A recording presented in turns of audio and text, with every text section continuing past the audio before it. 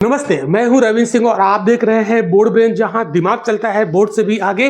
Board brain का एक ही मकसद है, जहां हर स्टूडेंट बने स्मार्ट लर्नर। आज की क्लास में आप लोग सीखेंगे maths class 9th triangle. Topic का नाम है ट्राइंगल और इसमें एनसीईआरटी की एक्सरसाइज 7.3 को बहुत ही अच्छे तरीके से, बहुत ही आसान तरीके से यहाँ पर समझने वाले स्टूडेंट, इसलिए वीडियो को पूरा देखिएगा, लास्ट तक बने रहिएगा। तो मैं गारंटी लेता हूँ कि इस एक्सरसाइज से अगर कोई प्रश्न आएगा एग्जाम में, कभी गलत नहीं होने वाला। तो चलिए पहला क्वेश्चन देखते हैं। देखिए स्टूडेंट, इसके पहले हम आपको एक्सरसाइज 7.1, 7.2 और बहुत सारे कॉन्सेप्ट करा चुके हैं। तो वो वीडियो अगर आपने नहीं देखा तो प्लेलिस्ट बनी हुई है क्लास 9th मैथ्स एनसीईआरटी, उसमें जाइए और क्लिक करके सारे वीडियो आप देखिए। अगर वो आप प्रैक्टिस करते हैं अच्छे से तो आज ये वाली एक्सरसाइज आप बहुत आसान से, मतलब आसानी से आप सॉल्व करने वाले हैं। चलिए देखते हैं। पहला क्वेश्चन है त्रिभुज ए बी सी आकृति आप देखिए, ठीक है, ध्यान से। ये आकृति बनी है, ठीक है, ए बी सी। और त्रिभुज डी बी सी, कौन सा, डी बी सी। एक ही आधार बी सी पर बने दो समद्विबाहु त्रिभुज है। तो इनका आधार दोनों का सेम है और आधार क्या है, बी सी। तो इस पर बने हुए दो समद्विबाहु त्रिभुज है। इसका मतलब है बड़े वाले त्रिभुज ए बी सी की भुजा ए बी और ए सी बराबर है, ठीक है, समद्विबाहु त्रिभुज। और छोटा वाला त्रिभुज यहाँ पर बी डी सी, तो इसकी भुजा बी डी और इसकी भुजा डी सी, ये बराबर है, ठीक है। कहता है देखिए आकृति देख लीजिए। अच्छा, यहाँ और भी एक बात कह रहा है, समद्विबाहु त्रिभुज इस प्रकार है कि ए और डी भुजा बी सी के एक ही ओर स्थित है। तो ए और डी भुजा बी सी के एक ही तरफ स्थित है। आकृति देखिए, यदि ए डी बढ़ाने पर बी सी को पी पर प्रतिच्छेद करे, ए डी को हमने बढ़ाया यहाँ नीचे की ओर और बी सी को पी बिंदु पर ये क्या कर रही है, प्रतिच्छेद कर रही है यहाँ पर, तो दर्शाइए कि। तो इसमें कहा है कि एक त्रिभुज ए बी डी, ठीक है, ए बी डी ये वाला त्रिभुज, इसमें देखो इसको हम रेड कर दे रहे हैं, ये वाला दिख रहा है, ए बी डी। और त्रिभुज ए सी डी ये नीला वाला, इधर वाला दिख रहा होगा, ए सी डी ये सर्वांगसम है। तो इनको पहले सिद्ध करो। देखो तो यहाँ पर हम लोग देखते हैं सॉल्यूशन। देखो त्रिभुज ए बी डी और त्रिभुज ए सी डी में, ठीक है। देखो यहाँ पर क्या क्या दिया है, ए बी बराबर ए सी, ये गिवन दिया है, ठीक है। और क्या दिया है, देखो ये वाली भुजा भी तो दी है, बी डी और सी डी, बी डी और सी डी, ए भी दिया है, ठीक। और देखो क्या है, ये वाली भुजा देखो इसमें ध्यान से, ए डी, ये वाली ए डी भुजा इन दोनों त्रिभुजों में कॉमन है कि नहीं। तो यहाँ पर लिख दो ए डी बराबर ए डी, यहाँ पे लिखो दोनों त्रिभुजों में कॉमन,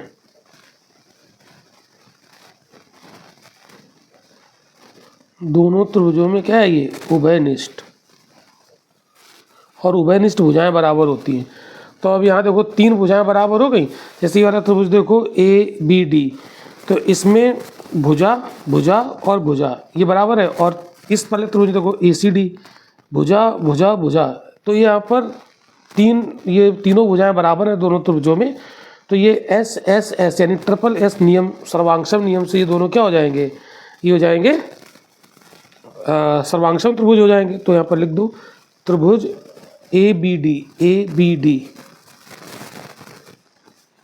सर्वांगसम त्रिभुज कौन सा हो जाएगा, ए सी डी किस नियम से, ट्रिपल एस, या लिखना पड़ेगा ट्रिपल एस सर्वांग समता नियम से, ठीक है।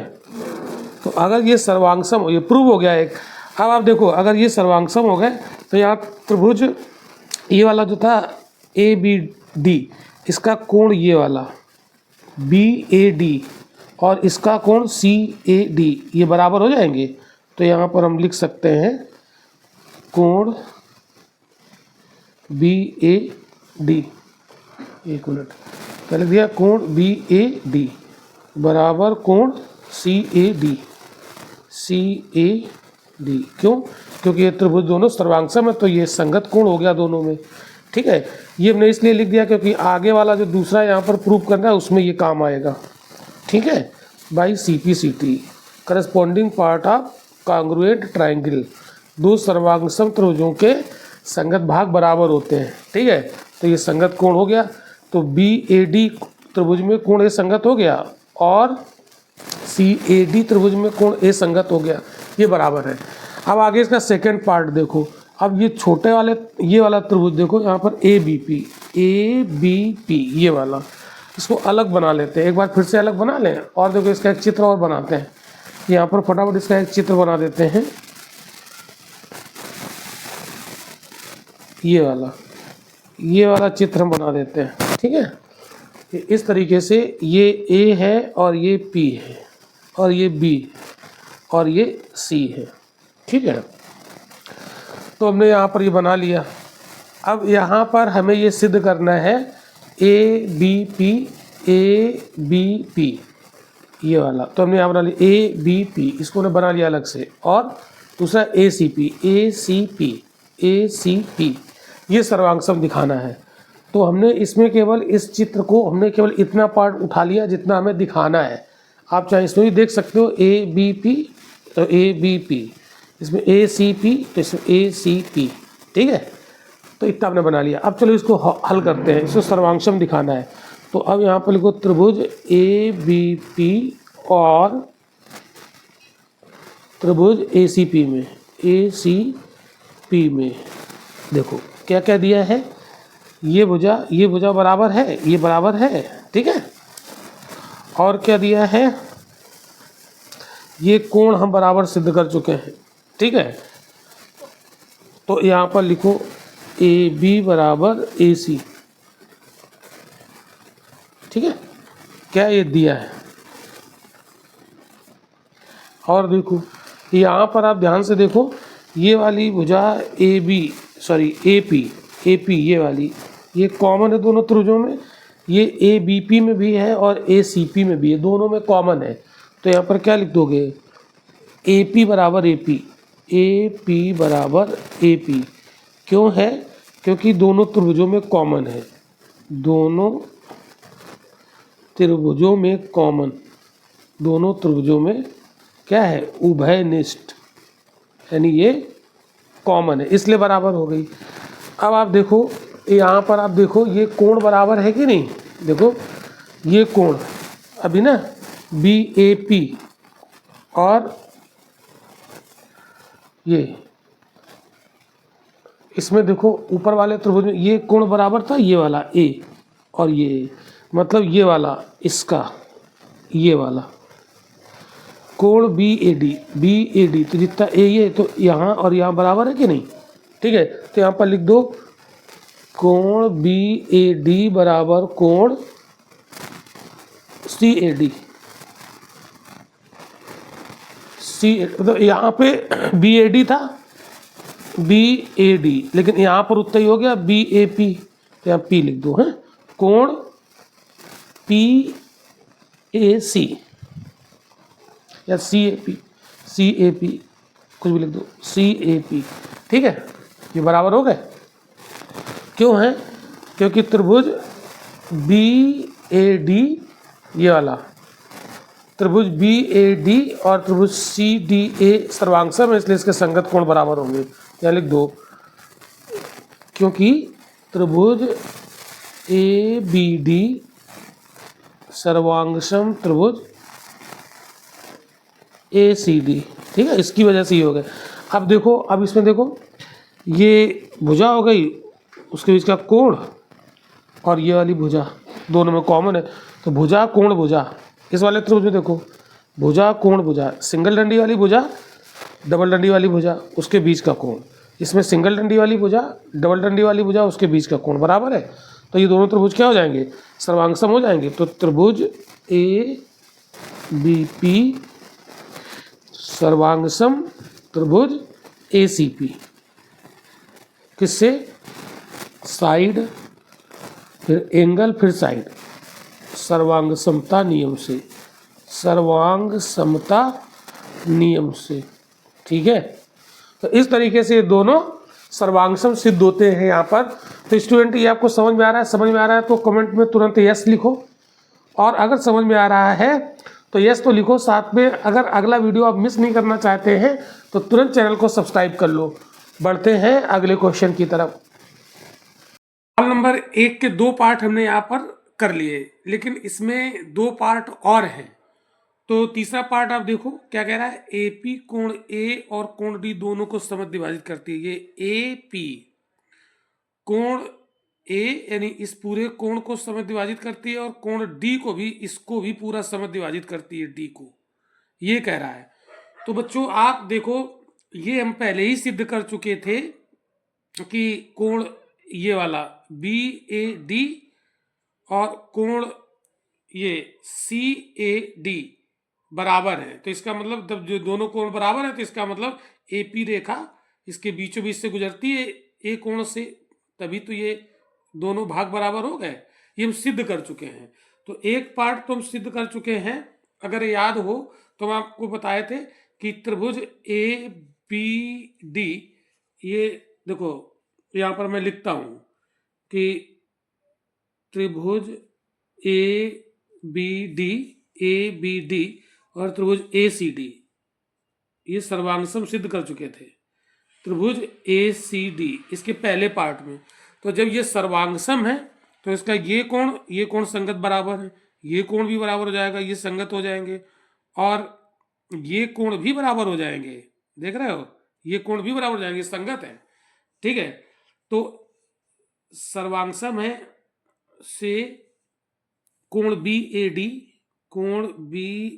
डी बराबर कोण सी ए डी, ये सिद्ध किया जा चुका है। सी ए डी ये चीज सिद्ध की जा चुकी है, सिद्ध किया जा चुका है। मतलब रेखा एपी इस बड़े वाले पूरे कोण को समद्विभाजित विभाजित करती है। ठीक है, अर्थात रेखा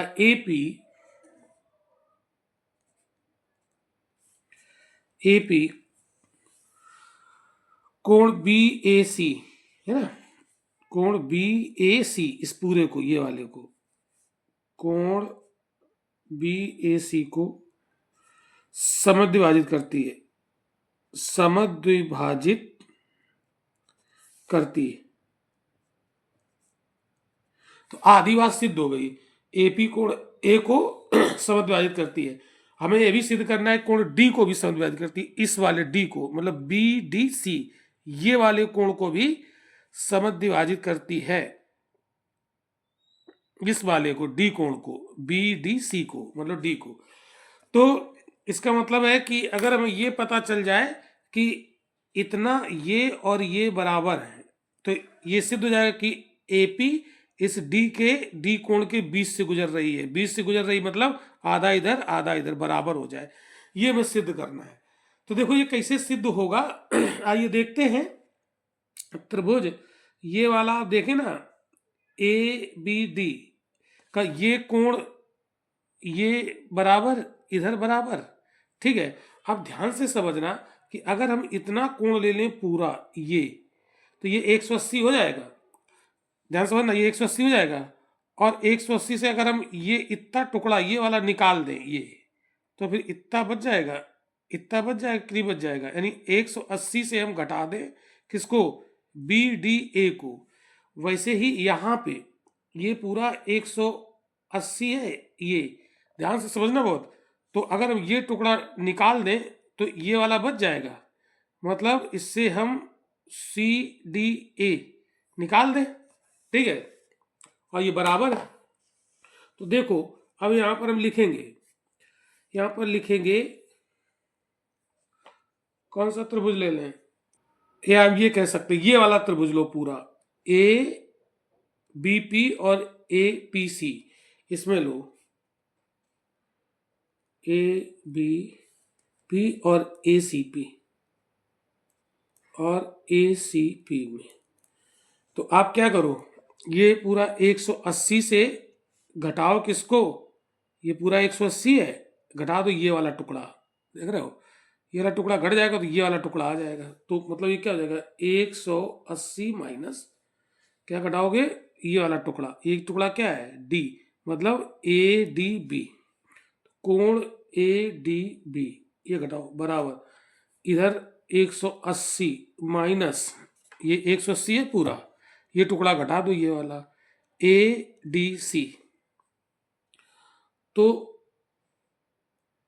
ए डी सी, ठीक है ए डी सी, तो ये ए डी सी और ए डी बी है तो बराबर है, A D B A D C है तो बराबर है, तो बराबर चीज घट गई दोनों तरफ, तो जब बराबर चीज घट गई तो किसके बराबर आ जाएगा, ये आ जाएगा, ये इधर वाला आ जाएगा। देखो बच्चों ये 180 से ए डी बी घटा दिया तो ये आ गया, तो बी डी पी, तो ये क्या बन गया कोण बी डी पी बना, देखो ये घट गया, इस पूरे से इतना टुकड़ा निकल गया, ये बचा तो बी डी पी, ठीक है बराबर। अब इस पूरे से इतना टुकड़ा हट गया तो क्या बच गया, ये क्या बचा, ये बचा आपका सी डी पी, कोण सी डी पी। इसका मतलब है कि ये कोण बी डी पी ये और कोण सी डी पी ये बराबर हो गए, और ये बराबर हो गए इसका मतलब ये बराबर तभी होंगे जब ए पी इसके बीच से गुजरेगी, ठीक है। आप कह सकते हो आता हम कह सकते हैं कि ए पी कोण डी को समद्विभाजित करती है, को समद्विभाजित करती है, ठीक है। तीसरा सिद्ध हो गया, दोनों बातें सिद्ध हो गई। अब हमें क्या करना है, अब और यहां पर देखना है, चौथा भी सवाल है, एपी रेखाखंड बीसी का लंब भी है समद्विभाजक भी है, मतलब ये जो एपी है, एपी रेखा बीसी, इसका ध्यान समझना, इसका कलर उसको कर दे रहा है, ये बीसी, ये जो एपी है ये एपी, ये इस बीसी को क्या करती है समद्विभाजित करती है, इसका मतलब बराबर दो भागों में काटती है, मतलब बांटती है, और साथ ही साथ वो लंब भी है, मतलब ये 90 डिग्री सिद्ध करने हैं, कोण ए पी बी 90 डिग्री सिद्ध करना, कोण ए पी सी 90 डिग्री सिद्ध करना, और हमें भी सिद्ध करना है कि ये बीपी और सीपी बराबर है, ठीक है बराबर है, तभी तो हम कह सकते हैं कि एपी इस रेखा बीसी को बराबर दो भागों में बांटती है, तो हमें ये सिद्ध करना है पहले, ठीक है। समझाइए क्या सिद्ध करना है। तो अब अगर आप देखो ये वाला त्रिभुज जो सेकंड क्वेश्चन था, इसका सेकंड पार्ट था, उसमें हमने सिद्ध किया था त्रिभुज ए बी पी और त्रिभुज ए सी पी सर्वांगसम है। अगर ये दोनों त्रिभुज सर्वांगसम हो गए, ये वाले ये पार्ट 2 में सिद्ध कर चुके हैं, ये और ये सर्वांगसम है, अगर ये सर्वांगसम है, ठीक है, तो फिर ये कोण और ये कोण संगत हो जाएगा P।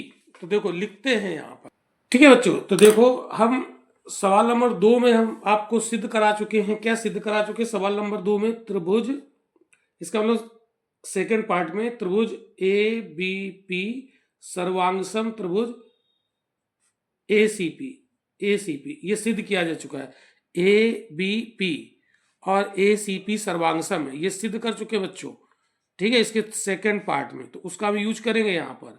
तो ये अगर ये वाला लाल जिसको हमने बना दिया ए बी पी और ए सी पी नीला वाला, ये सर्वांगसम है, तो इसका मतलब है कि ये कोण और ये कोण संगत है कि नहीं है, ए बी पी में ये पी कोण और ए सी पी में ये पी कोण संगत है कि नहीं, संगत है तो दोनों बराबर होंगे, ठीक है। तो यहाँ पर देखो पी तीसरे नंबर पर है, यहाँ पी तीसरे नंबर पर, इसका मतलब पी कोण इन दोनों त्रिभुज का क्या हो गया सर्वांगसम हो गया, तो दोनों बराबर हैं। तो ये चूंकि सर्वांक सम है इसलिए कोण ए पी बी बराबर कोण ए पी सी, ठीक है, ए पी सी, और इसको हमने मान लिया x, ठीक है, ये हमने मान लिया x, ठीक है, क्लियर। तो हमें लंब सिद्ध करना है पहले, तो लंब सिद्ध कर लो।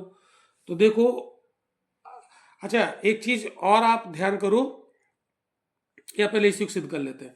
तो देखो, ये अगर पूरा कोण हम देखें तो 180 है, इसका मतलब इन दोनों को जोड़े कोण ए पी बी और ए पी सी तो 180 हो जाएगा। अरे इस तरीके का अगर कोई कोण हो जैसे ये, तो ये पूरा अगर हमें जोड़ना है तो इधर वाला कोण और इधर वाला कोण तो पूरा 180 होता है। तो देखो कोण ए पी बी बराबर कोण प्लस कर दो कोण ए पी सी बराबर 180 हुआ। जब हमें लंब सिद्ध करना है 90 डिग्री सिद्ध करना है तो यही करते हैं। तो ये हमने क्या माना x, तो ये इसको x लिख लिया, इसको x लिख लिया, ये 180 हो गया, ठीक है, समझा रही बात। अब आप देखो ये x जोड़ेंगे 2x हो जाएगा, 2x बराबर 180 और x बराबर 180/2, तो ये कितना हो जाएगा x बराबर 90। तो ये x 90, तो इसका मतलब ए पी बी 90 हो गया, ए पी बी भी 90 हो गया, ये प्रूव हुआ, ये 90 हुआ और ए भी 90 हो गया। तो ये 90 हो गया, 90 हो गया, इसका मतलब है कि जो ए पी है वो बी सी पर लंब है, अतः ए पी बी सी पर लंब है, बी सी पर लंब है, ठीक है। तो लंब सिद्ध हो गया, लेकिन हमें अकेले लंब नहीं सिद्ध करना है, हमें ये भी सिद्ध करना है कि ये समद्विभाजक है, ठीक है। तो अब आप देखो ये समद्विभाजक है, कैसे है, देखो ये वाला त्रिभुज ए बी पी और त्रिभुज ए सी पी, ये क्या है, सर्वांगसम। अगर सर्वांगसम है तो ये भुजा और ये भुजा बराबर हो गई दोनों में।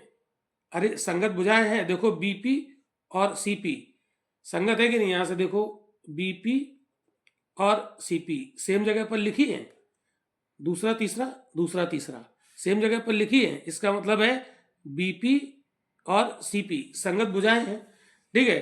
तो यहां पर लिखो क्या लिख दोगे, बीपी बराबर सीपी, क्यों, क्योंकि त्रिभुज ए बी पी सर्वांगसम है त्रिभुज ए सी पी के, तो इनकी संगत भुजाएं सीपी सी ये मतलब बराबर होंगी ये। तो यहाँ पर लिख दो सर्वांगसम त्रिभुजों की संगत भुजाएं बराबर होती हैं, संगत भुजाएं बराबर होती हैं। तो इस नियम से इसी को हम सीपीसीटी कहते हैं, corresponding part of congruent triangle. तो जब ये त्रिभुज ए बी पी और ए सी पी सर्वांगसम है तो ये भुजाएं संगत होंगी, तो इसका मतलब ये बीपी बराबर सीपी है। और जब ये दोनों टुकड़े बराबर हैं, ये बीपी और सीपी बराबर है, इसका मतलब इस रेखा ने इसको बराबर दो टुकड़ों में डिवाइड कर दिया। तो हम कह सकते हैं कि ए पी बी सी की समद्विभाजक है, ए पी बी सी की क्या है, समद्विभाजक है, प्रूव हो गया। तो ये सवाल एक में 4 सवाल थे, तो ये चारों सवाल यहाँ पर हमने सॉल्व कर लिए। तो स्टूडेंट इस प्रश्नावली में 5 क्वेश्चन है, अगर हम सारे क्वेश्चन एक ही इसमें हल कराएंगे वीडियो बहुत लंबा हो जाएगा, इसलिए बाकी जो क्वेश्चन है अगले वीडियो में देखेंगे। ओके, अगर समझ में आया तो कमेंट में यस जरूर लिखना। Thank you.